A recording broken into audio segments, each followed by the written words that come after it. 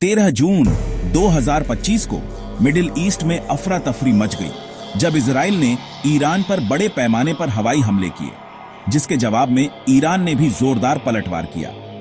ये दोनों देश फिर से जंग में क्यों हैं और दुनिया के लिए इसका क्या मतलब हो सकता है, चलिए इसे समझते हैं। ईरान और इजराइल दशकों से एक दूसरे के दुश्मन रहे हैं। इजराइल ईरान के न्यूक्लियर प्रोग्राम को अपने अस्तित्व के लिए खतरा मानता है। उसे डर है कि ईरान न्यूक्लियर बम बना सकता है। ईरान कहता है कि उसका प्रोग्राम शांतिपूर्ण ऊर्जा के लिए है, लेकिन वह हिजबुल्लाह और हमास जैसे गुटों का समर्थन करता है जो इजराइल पर हमला करते हैं। 2015 का न्यूक्लियर डील, जिसका मकसद ईरान के प्रोग्राम को सीमित करना था, वो टूट गया और साइबर अटैक, हत्याओं और मिसाइल हमलों से तनाव बढ़ गया है, जैसे 2024 में ईरान के इजराइल पर हमले।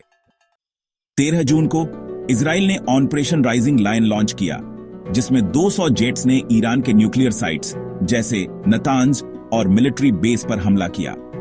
इजराइल ने 20 से ज्यादा ईरानी कमांडरों को मार गिराया, जिनमें मोहम्मद बागेरी भी शामिल थे। उनका दावा था कि वे न्यूक्लियर हथियार को रोक रहे थे। ईरान का कहना है कि हमलों में 77 लोग मारे गए, जिनमें 20 बच्चे भी शामिल थे, और रेडियो एक्टिव लीक्स हुए, जिसके बारे में यूएन के न्यूक्लियर वॉचडॉग ने चेतावनी दी है कि ये खतरनाक हो सकते हैं।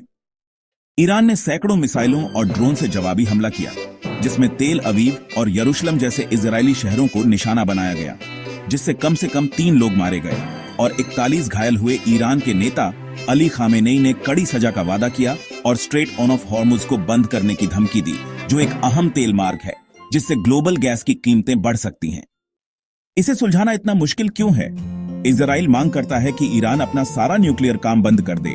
इसे वह अपने अस्तित्व के लिए खतरा मानता है।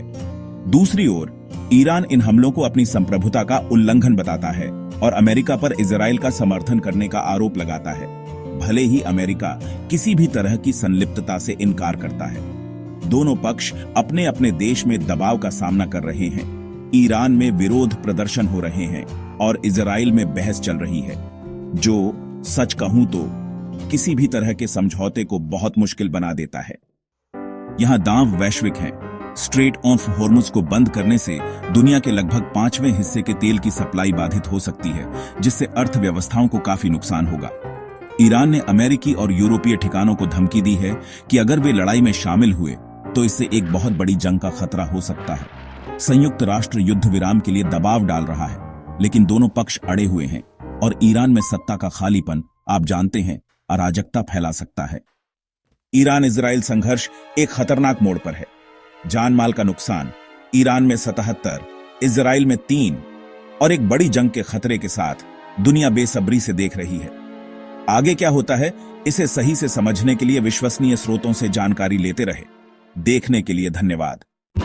स्रोत यूनाइटेड नेशंस, IAEA, रॉयटर्स और अधिक एक्सप्लेनर के लिए सब्सक्राइब करें।